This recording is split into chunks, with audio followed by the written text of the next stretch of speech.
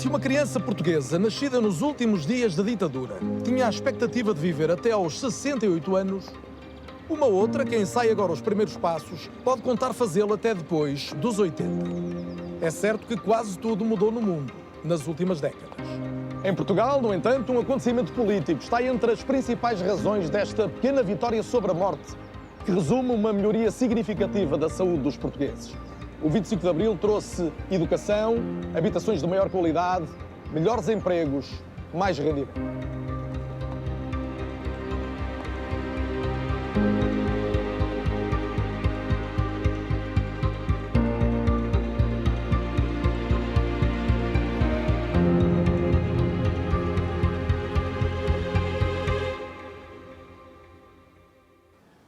A saúde reflete verdadeiramente as condições de vida. Claro que há uma parte da saúde que está de alguma forma impressa em nós, tem a ver com a nossa genética, com aquilo que herdamos da nossa família, mas o fundamental que molda, que determina o nosso futuro, quer em termos de quantidade, quer em termos de qualidade de saúde, é o mundo em que nós vivemos.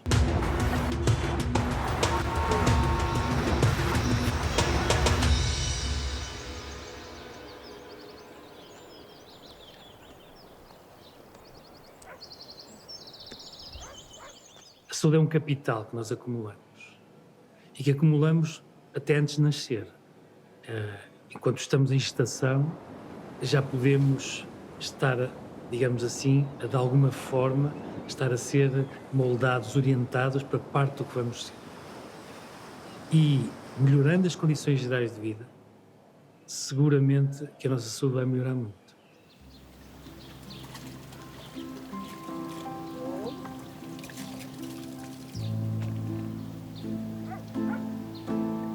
Comecei a trabalhar com 12 anos. Estávamos a trabalhar logo cedo, às ao nascer do sol ao pôr. Era trabalhar quase todo o dia, sem parar.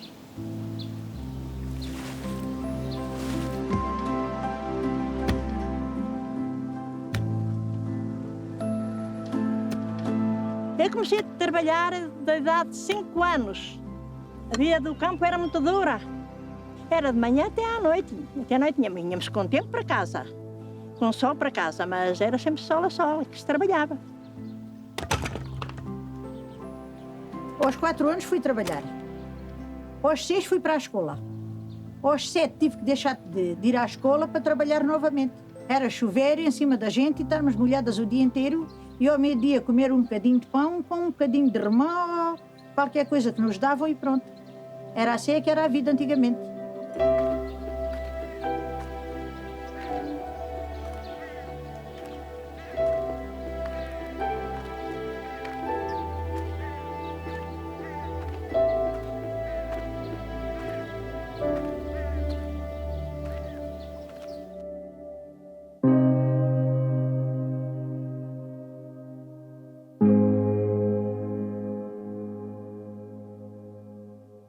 Nós não temos boas respostas para o tipo de perguntas, como seja, por exemplo, porque é que nós duramos o mesmo ou mais que os outros, mas mais tristes, ou mais cansados, ou menos capacitados. E a resposta mais simples é que nós reparamos o que era reparável. Mas o ter começado a trabalhar aos 8 anos de idade, já ninguém muda aos 40. O ter trabalhado em condições absolutamente penosas, já ninguém muda 20 anos depois de viver assim. O ter vivido numa casa que não tinha condições térmicas durante grande parte da vida, não se muda porque as marcas que isso foi deixando, podemos tentar minorá-las, repará-las, mas não é igual a ter vivido de uma maneira diferente. E quando nós vamos comparar essas queixas de uma vida em quantidade, mas sem qualidade, elas têm um gradiente social brutal. E quanto mais pobre, quanto menos instruído, quanto mais dificuldades passaram ao longo da vida, mais presentes estão esses problemas.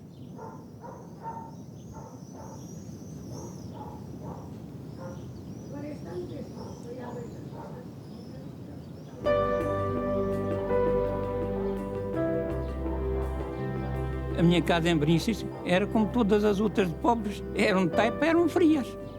Se era de inverno, tínhamos muito frio. E se era de verão, tínhamos muito calor. Eram casas de chãos de terra, os telhados eram aqueles telhados forrados com a cana. Chovia como na rua, quando chovia, as goteiras, o cheiro, a terra, ficava tudo salpicado nas paredes. Estávamos deitadas com os plásticos em cima das camas para não se molharmos. Era toda a noite, tic, tic, tic, a chuva em cima da gente.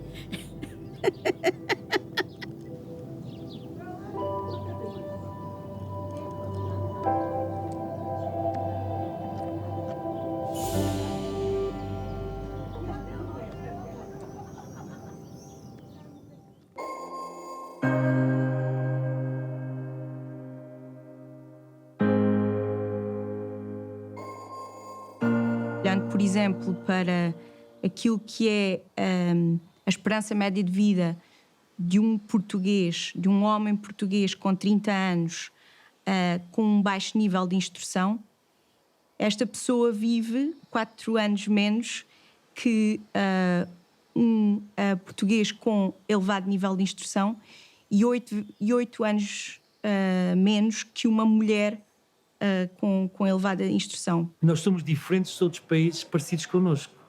Na maior parte dos outros países à nossa volta, morre sobretudo de doenças cardiovasculares e em Portugal morre-se sobretudo de doenças cerebrovasculares. Claro que nós tentamos explicações para isto. Uma das que ocorre muitas vezes é a nossa alta ingestão de sal. E isto é um aspecto interessante também, porque Portugal tinha, no conjunto dos países da Europa Ocidental, e ainda tem, aliás, a mais alta taxa de incidência e de mortalidade por cancro do estômago. Porquê? De novo, a utilização da salmoura e dos fumados. E porquê é que nós tínhamos isso? Porque Portugal foi dos países que mais tarde chegou à distribuição generalizada da refrigeração e da conservação em frigoríficos. Se me perguntar qual terá sido o fenómeno, o fator que fez mais pela diminuição brutal do cancro do estômago em Portugal, a resposta é simples: as pessoas terem frigoríficos.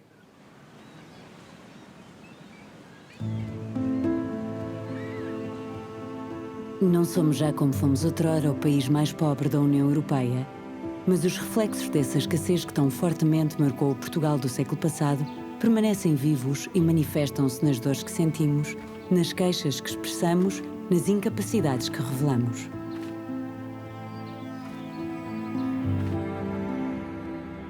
Se têm sido ainda assim notáveis as melhorias na saúde dos portugueses nas últimas décadas, em muito devemos àquela que foi uma das maiores conquistas da democracia, a criação do Serviço Nacional de Saúde.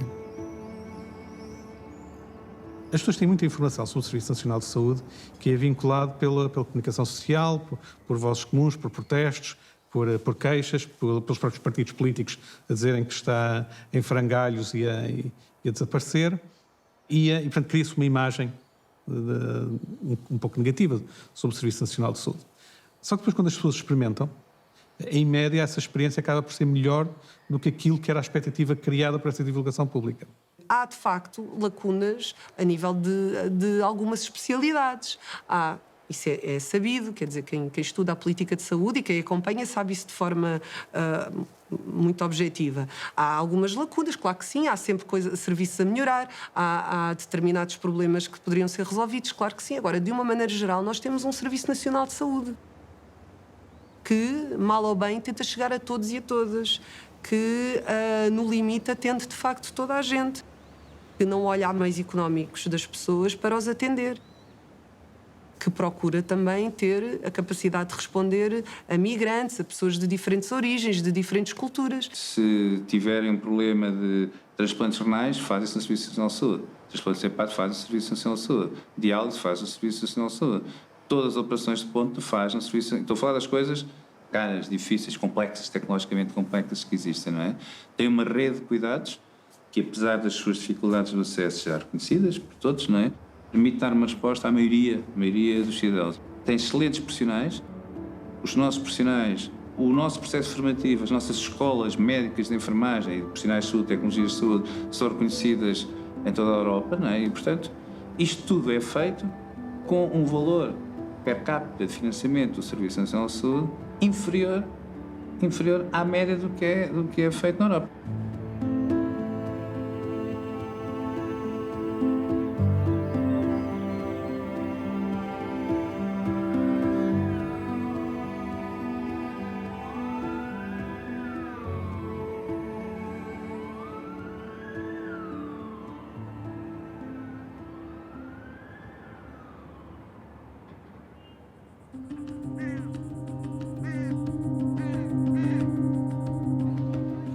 Estaríamos no domínio da ficção científica se há exatamente 6 décadas parássemos para imaginar que no futuro ter cancro estaria longe de corresponder a uma sentença de morte.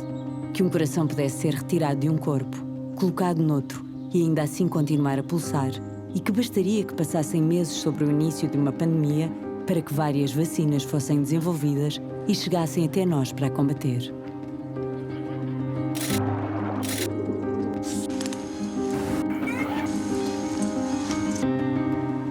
Nunca como nos últimos anos o progresso da ciência e da medicina impactou tanto as nossas vidas. Em Portugal manifestou-se de forma clara no ato de vir ao mundo. No início dos anos 60, 8 em cada 100 crianças não sobrevivia ao parto ou ao primeiro ano de vida.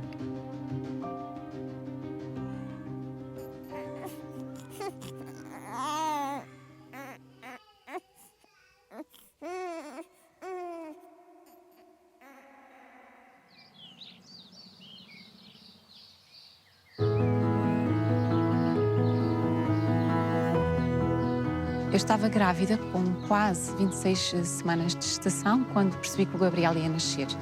Não tinha qualquer fator de risco. O único motivo que talvez possa ter originado o parto prematuro foi o stress. Quando dei entrada no Hospital da Horta, eram 10 da noite, o obstetra foi logo contatado e foi-me dito que já estava em trabalho de parto. Nesse momento eu achei que o meu filho não ia sobreviver, uma vez que nós não temos serviço de neonatologia. Quando o obstetra contatou a equipa de evacuação, inicialmente a resposta foi negativa, porque achavam que o bebê não era viável e também nós sabemos que as evacuações são bastante dispendiosas. No entanto, após alguma insistência médica, lá se procedeu à evacuação.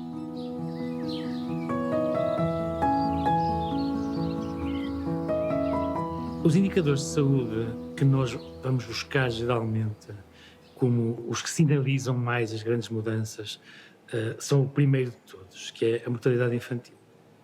É garantir que uma gestação segue um nascimento vivo e com saúde. A diminuição da mortalidade infantil em Portugal foi absolutamente brutal.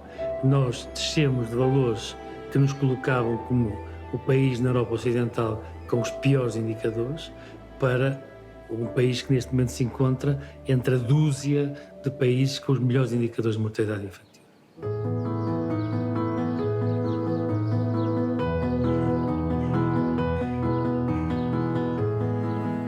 Chegámos a São Miguel perto das 4 da manhã e o Gabriel nasceu às 4, dentro da ambulância, à porta do H10.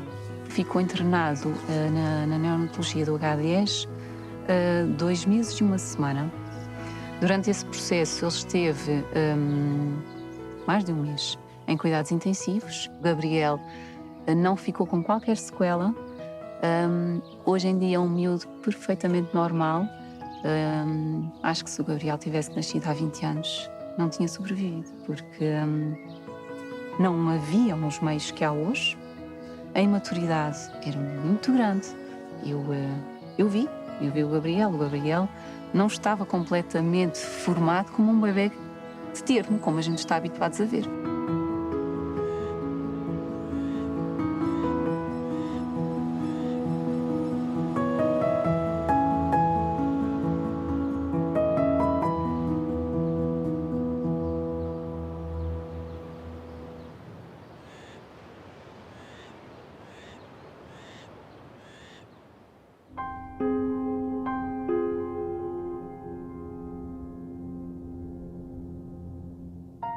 Foi uma espécie de tsunami que engoliu o mundo sem aviso, tomando conta de todos os nossos gestos e preocupações. Pelas janelas e pelos ecrãs em que procurámos a vida, assistimos às imagens de um planeta que se esvaziou e de hospitais que uma pandemia tornou campos de batalha.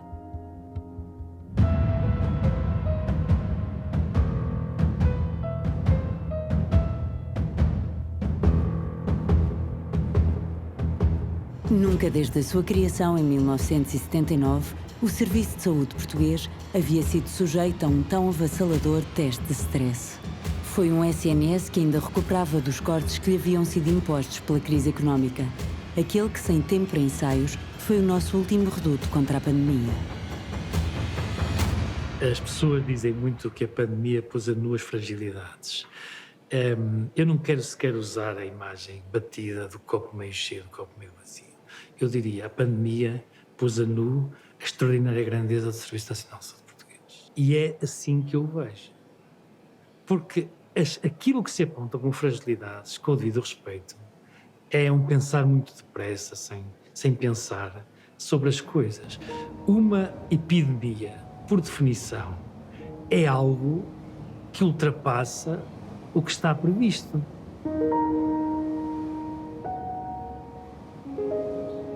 Nenhum de nós, portugueses, que pagamos os nossos impostos, estaria disponível para ter o dobro dos hospitais vazio, em parte, à espera que um dia viesse uma pandemia. Ou estamos? Eu diria que não.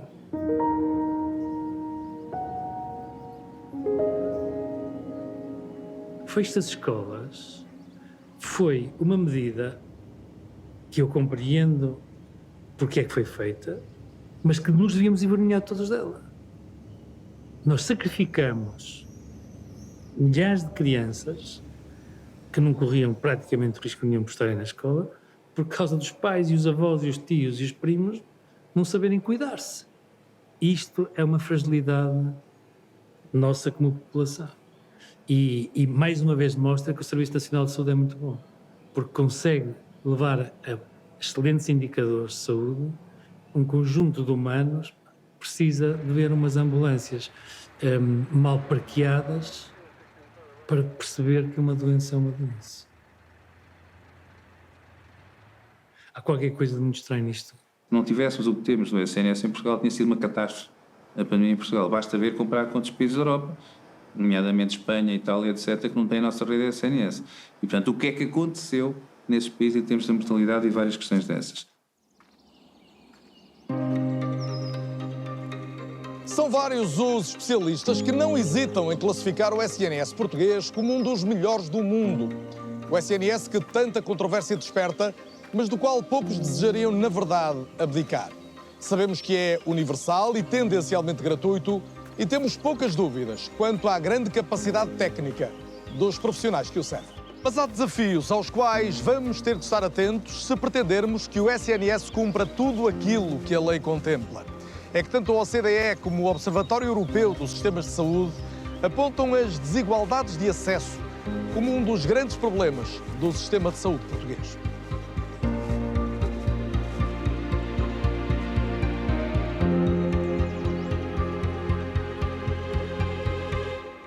Há todo um conjunto de dimensões que dificulta ou que torna o acesso pouco igual, pouco igualitário para diferentes camadas da sociedade portuguesa, não é?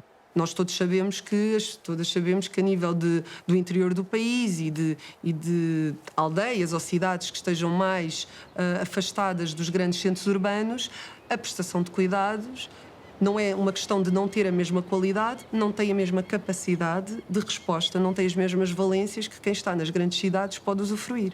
Quando comparamos Portugal com os países da União Europeia, verificamos que a população tem um bom acesso aos cuidados de saúde primários, um bom acesso aos hospitais, cerca de 70% da população está a menos ou reside a menos de 30 minutos de uma unidade hospitalar, o que é muito bom. Todavia, faltam os outros 30%.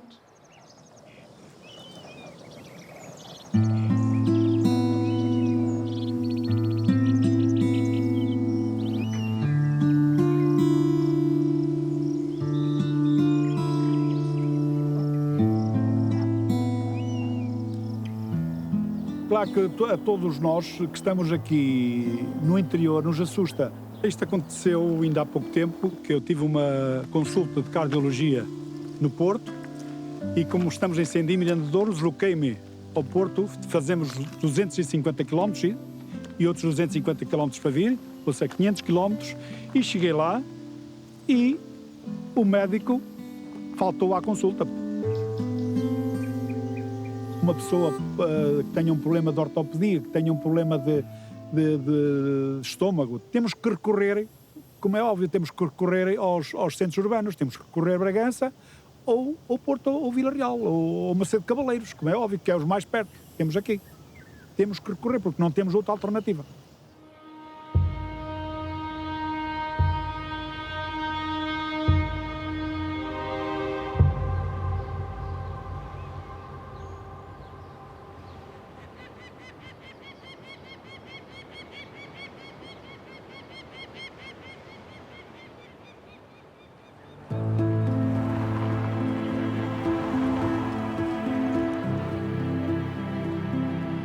Cerca de 8% das famílias portuguesas debatiam-se em 2016 com gastos em saúde, que após asseguradas as necessidades básicas, colocavam em risco a sua possibilidade de fazer face a outras despesas.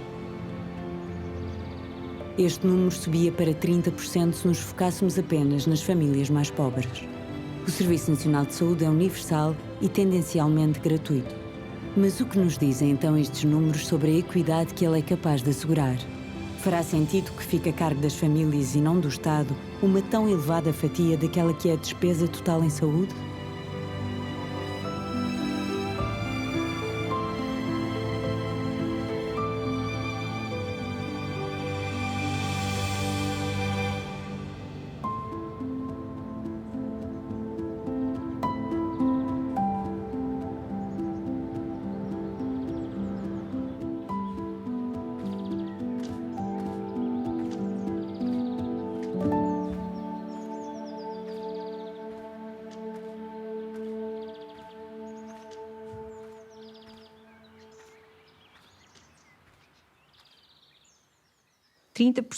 Da despesa total em saúde recai sobre as famílias portuguesas. Esta percentagem é efetivamente bastante superior à média europeia, que se situa nos 16%. Estamos a falar, por exemplo, daquilo que é a saúde oral, em que a cobertura por parte do Serviço Nacional de Saúde é baixa, ainda que tenha havido políticas no sentido de alterar esta situação, mas efetivamente esta é ainda uma realidade. Estamos a falar de acesso a consulta em ambulatório de especialidade e a área do medicamento, que recai também bastante sobre o orçamento familiar dos portugueses. Já foram classificadas como um dos maiores desafios de saúde neste século e justificaram a tensão acrescida durante a pandemia. A verdade é que as doenças mentais, é delas que falo, carregam ainda um estigma que deve ser combatido tão depressa quanto possível. Portugal tem os piores indicadores de saúde mental na União Europeia. Um estudo epidemiológico sobre a matéria revela mesmo que 23% dos portugueses sofrem de problemas mentais, o que faz destes uma questão prioritária de saúde pública no país. A pergunta é: que resposta estamos a dar a essa questão?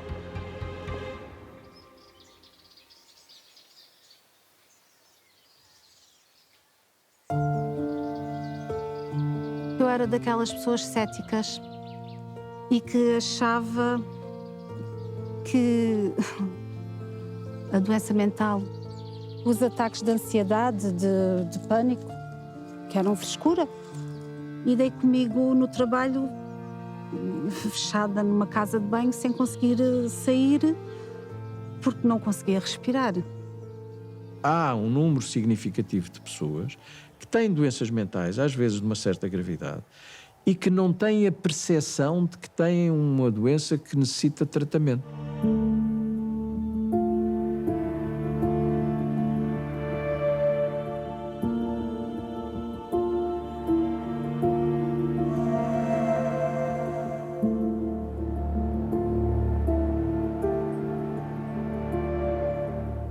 nas doenças mentais graves, e para ser considerado doenças mentais graves tem que cumprir critérios muito severos, não é qualquer pessoa que tem uma doença mental considerada grave. Mesmo nessas doenças mentais graves, 40% dos casos não tiveram nenhum acesso a cuidados no ano anterior. 40%. Se vai depois para os casos moderados e casos ligeiros, aí a percentagem é muito maior. Ou seja, há muita gente em Portugal que tem problemas de saúde mental e que não tem qualquer tratamento. Dirigi-me ao centro de saúde, onde falei com a minha médica de família, que prontamente, ao ver a situação da depressão, me passou a medicação, pôs-me na lista de espera para a consulta de psiquiatria, mas alertou-me logo que as listas de espera eram longas e, vendo que a situação era urgente, aconselhou-me se eu poderia e teria possibilidades de fazer uma consulta a nível privado, e foi o que fiz. Pronto. Se não tivesse um seguro de saúde que tornasse as consultas menos dispendiosas, eu não quero pensar como é que seria o dia de hoje, porque não sei se havia dia de hoje.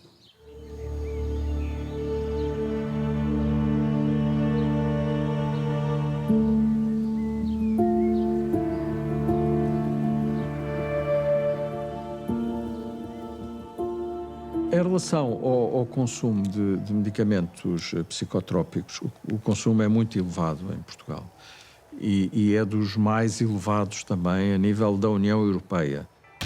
Um quarto das mulheres portuguesas consomem regularmente ansiolíticos e 10% consomem regularmente antidepressivos. Isto é uma brutalidade.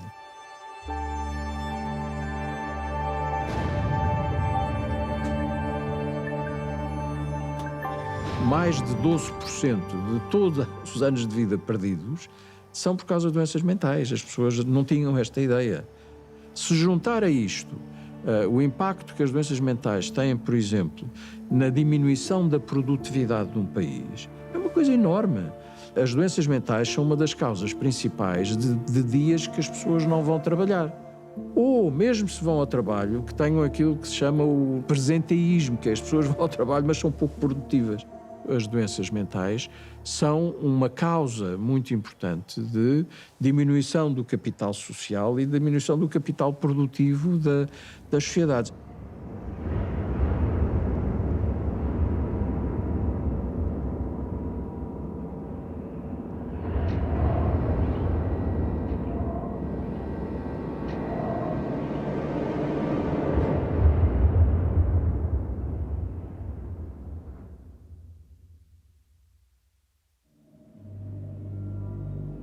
Há uma sensação generalizada de falta que tantas vezes associamos ao Serviço Nacional de Saúde.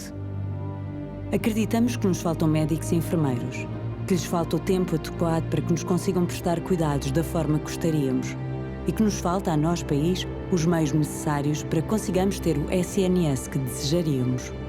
Mas corresponderá esta ideia sempre à realidade?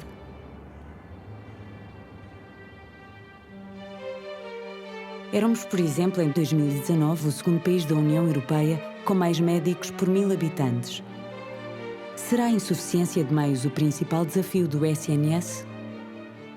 Os recursos humanos em saúde em Portugal estão desequilibrados.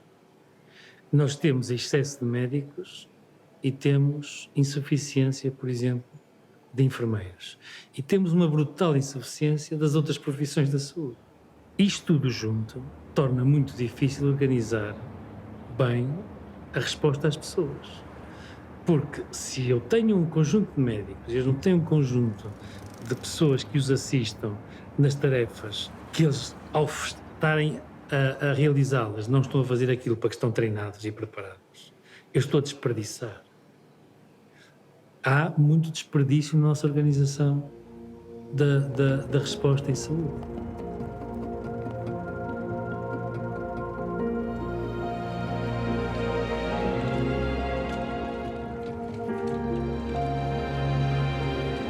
É um conjunto de coisas administrativas, burocráticas, que passaram para o poder médico, não é? Para faltar um exame, precisa de uma justificação de uma declaração médica a dizer que está doente. Para fazer uma coisa qualquer, precisa de uma declaração médica a fazer que pode ou que não pode fazer. Quer um atestado para a carta de caçador qualquer autorização para ter arma precisa de uma carta do médico, uma declaração do médico. Do nosso lado, da saúde, é um processo administrativo. Do lado da pessoa que precisa daquele papel importante para o seu dia-a-dia, para a sua funcionalidade, e que sobrecarrega e que cria condicionantes no acesso. Algumas delas são perfeitamente absurdas. Eu sou médico de família, trabalho na unidade. Segunda-feira de manhã, tenho um fecheiro grande. Segunda-feira de manhã, há uma pessoa que trabalha normalmente, acordou mal, está doente, sente-se mal, não se sente capaz de trabalhar por um motivo qualquer, não é? Mas sabe que é uma coisa passageira, etc. No atual contexto, vai telefonar às 9 da manhã ou às 10 da manhã para a unidade, vai ter uma consulta comigo durante o dia, à tarde ou ao final do dia, e quando chega a essa consulta, o que é que ela me vem dizer? De manhã estava com um bocado de febre, uma grande dor de cabeça, senti-me incapaz, não consigo trabalhar, já tomei um medicamento antipirético, já estou melhor, amanhã posso ir trabalhar. Portanto, vinha cá para me justificar o dia, passar abaixo. Porque se não for, também falta injustificada. E naturalmente que eu vou passar aquela baixa de um dia, ou a justificação que foi à consulta, etc. Não é? Mas criou uma necessidade de uma consulta, um pedido, mais uma sobrecarga em termos das consultas. Eu retirei a capacidade de decisão àquela pessoa, poder dizer, hoje não vou trabalhar para esta questão, eu tenho um problema para resolver, isto está consignado à nossa lei geral, socialmente devia ser aceito para isso. Esperar será sempre desafiante para o ser humano. Mas esperar para aceder a cuidados de saúde quando deles necessitamos é uma experiência particularmente difícil. E é justo dizer que os portugueses conhecem bem essa experiência. Em 2019, ainda antes da pandemia, 30% das consultas de especialidade excederam o tempo máximo de resposta garantido. E o mesmo aconteceu com 32% das cirurgias.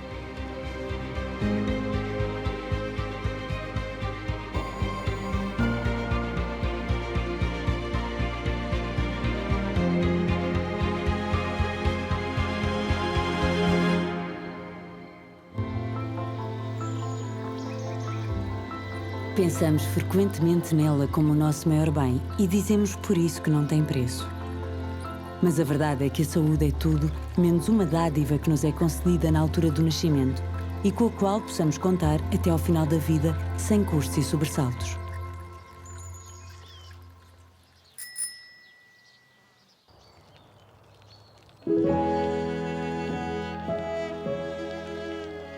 A saúde de uma população tem um valor claro e definido. A dos portugueses representou em 2019 9,5% da sua riqueza. Mais de metade desse valor, 6,1% do PIB, foi assegurado pelo Estado no exercício de gestão de recursos naturalmente finitos.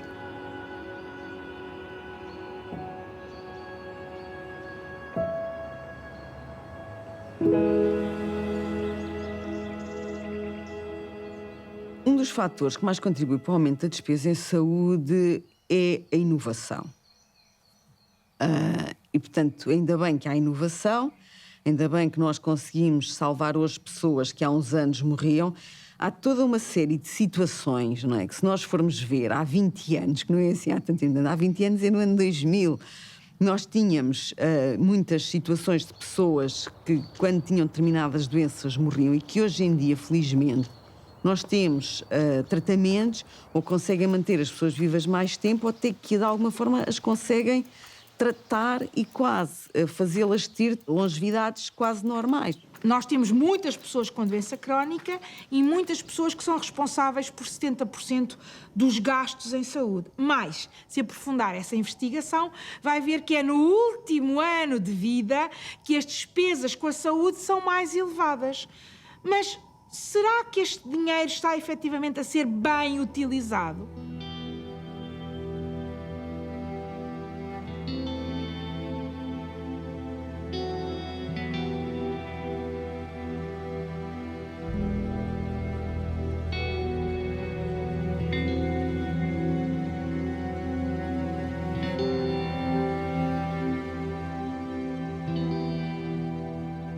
Gasta-se muito porque se gasta mal. Ou seja, oferecendo a estas pessoas cuidados que elas não necessitam. Vamos imaginar que eu teria nesta parede não uma janela, mas 2 alvos. E estou a fazer pontaria a um alvo, que é o da doença aguda, quando aquilo que eu quero atingir é o alvo da doença crónica. Eu estou a fazer pontaria ao alvo errado. E como a metodologia, como o arco que eu estou a usar está errado, eu consumo muito mais. Portanto, isto é uma questão de eficiência, de gastar bem. Isto significaria o quê? Que o nosso sistema de saúde, que está muito pensado e baseado num modelo de doença aguda, teria que estar muito, muito mais dirigido para a doença crónica.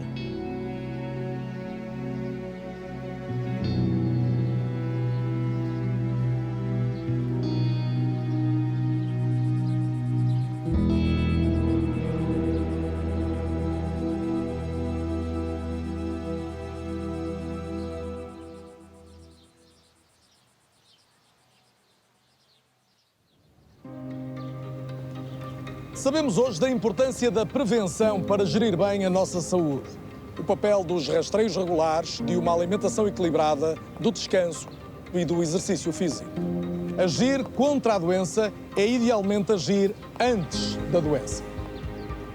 E é ainda na infância que tudo começa a definir-se. A atmosfera na qual crescemos e até as emoções que experimentamos podem revelar-se decisivas para a saúde de cada um de nós. Se nós compararmos crianças que os pais têm em relação a eles uma estrutura disciplinar mais agressiva, com outras crianças que vivem uma disciplina mais relaxada, e formos comparar os indicadores biológicos, não é as opiniões deles, não é coisas muito mais independentes da estrutura social, digamos assim, cultural, que é medir os indicadores de inflamação. As crianças que sofrem mais fisicamente vivem num estado inflamatório como se estivessem doentes, digamos assim. Agora eles não se queixam de nada. Agora, nós hoje sabemos quem vive mais com as suas... Após em termos muito simples, quem vive com o seu sistema imunitário, com o seu sistema inflamatório mais efervescente, mais ativo, vai ter mais doenças, das tais doenças crónicas que nós falamos. Os cancros, a aterosclerose, coisas assim.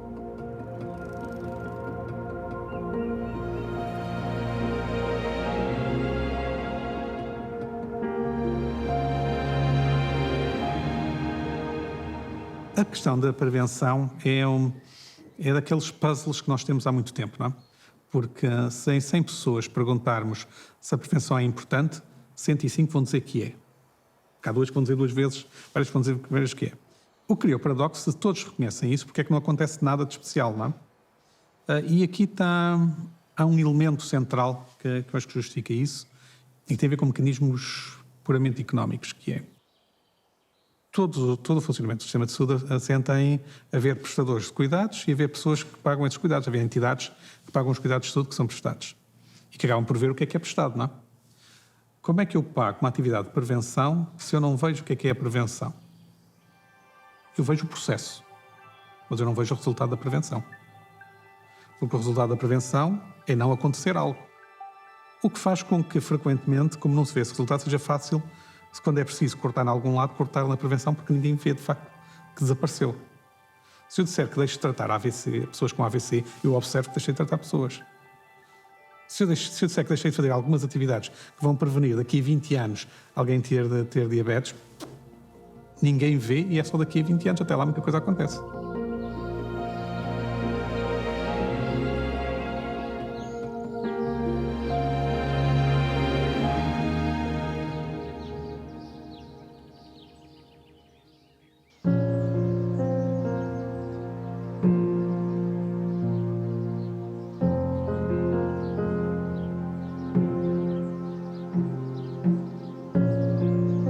Transplantado aos 3 anos de idade, no Hospital Universitário de Coimbra. Foi um transplante parcial do fígado. O dador tinha 19 anos. Tenho agora metade do fígado, uma parte parcial do fígado, que é 16 anos mais velho do que a minha. Tenho consultas regulares no Hospital São João do Porto, de 3 em 3 meses. Faço análise também de 3 em 3 meses e mais exames de 3 em 3 meses. Consoante os resultados das análises, tento ajustar a medicação possível para o desenvolvimento regular do meu fígado. Entretanto, entrou a pandemia, a Covid-19, deixei de ter consultas, há quase 2 anos que não tenho consultas, há quase 2 anos que não sei como é que estão os meus níveis de fígado, não sei se o fígado está a acompanhar o outro da mesma forma que deveria estar conforme fosse acompanhado e realizado os exames médicos. ando aqui num labirinto sem saída.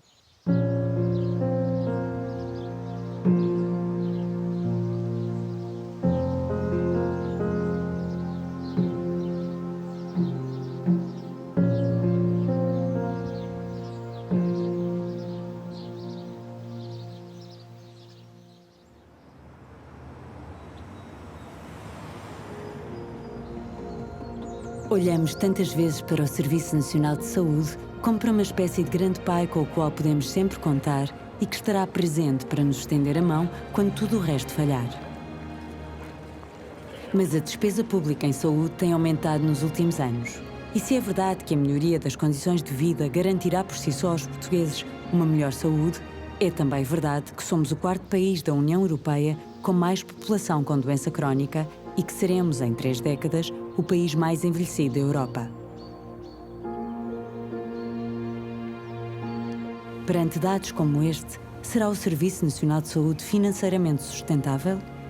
Teremos sempre SNS? A questão da sustentabilidade do Serviço Nacional de Saúde é uma questão para a qual eu adorava ter uma resposta, sim ou não. Infelizmente não tenho essa resposta.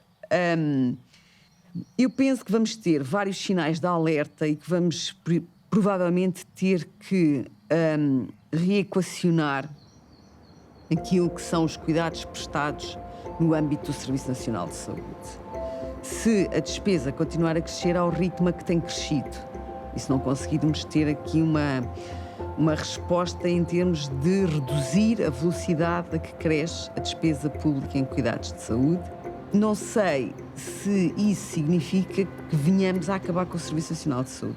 Eu tenho algumas dúvidas que isso venha a acontecer nos próximos 20 ou 30 anos, não quer dizer que seja impossível. Não podemos necessariamente olhar para a despesa em saúde como apenas um gasto, um desperdício.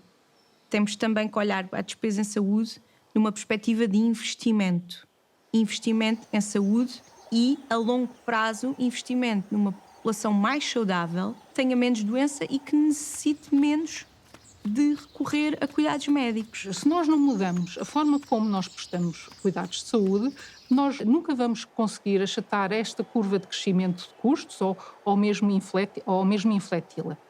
E essa mudança dos cuidados de saúde só vai ser possível recorrendo às novas tecnologias, às tecnologias digitais.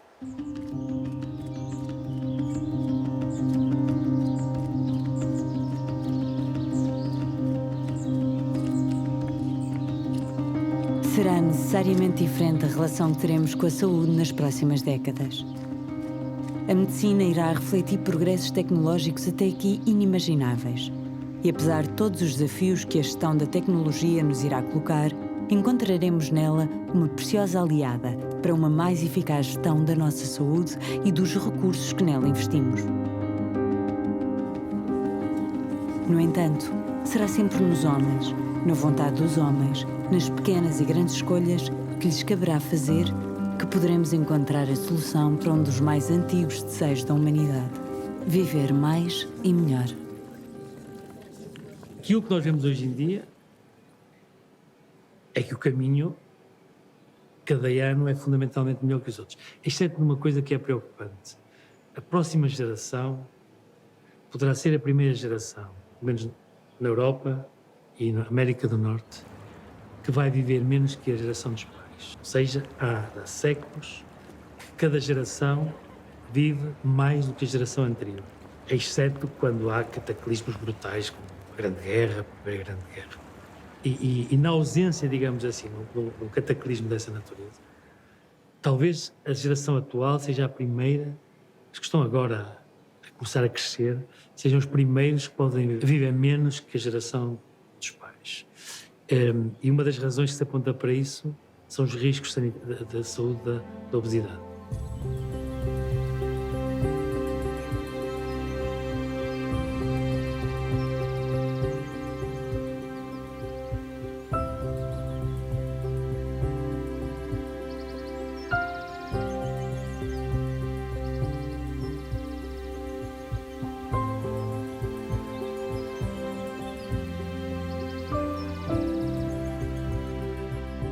lado da minha mãe, como nós cá no Pico dizemos, é tudo gente grada. Tudo assim mais para o forte, para o gordo. O meu peso máximo que eu já tive foram 159 quilos.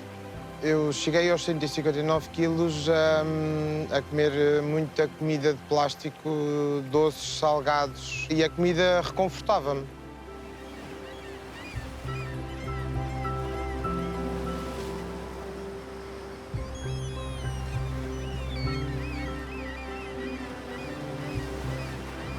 Quer seja nas patologias com maior taxa de mortalidade e de morbilidade, quer sejam em outras doenças crónicas, há um lado muito positivo que é a oportunidade de podermos intervir na grande maioria dos fatores que estão associados a este adoecimento. E, portanto, a grande maioria dos determinantes de saúde e das situações que muitas das vezes levam ao adoecimento acabam por ser preveníveis e modificáveis. E, portanto, temos aqui uma oportunidade ao nosso alcance também para podermos reverter, no fundo, esta situação e este maior desafio que temos quando pensamos na questão da saúde dos portugueses. O grande fator que aumenta a saúde é o desenvolvimento. O desenvolvimento social, o desenvolvimento económico. As sociedades mais ricas têm mais saúde. Portanto, tudo aquilo que for feito no sentido de aumentar a riqueza e depois, naturalmente, de a redistribuir, vai seguramente melhorar a saúde das populações. Mas é muito difícil, é um triângulo que eu diria virtuoso, mas que é difícil saber gerir bem, que tem, por um lado, o desenvolvimento económico, por outro lado, a educação e, por outro lado, os serviços e as estruturas da saúde.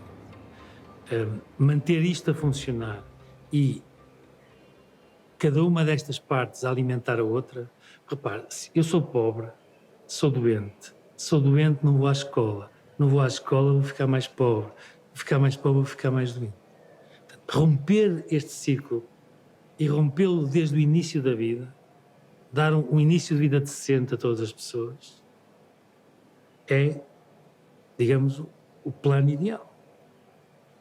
Mas isto é uma escolha de vida em sociedade, não é uma escolha política.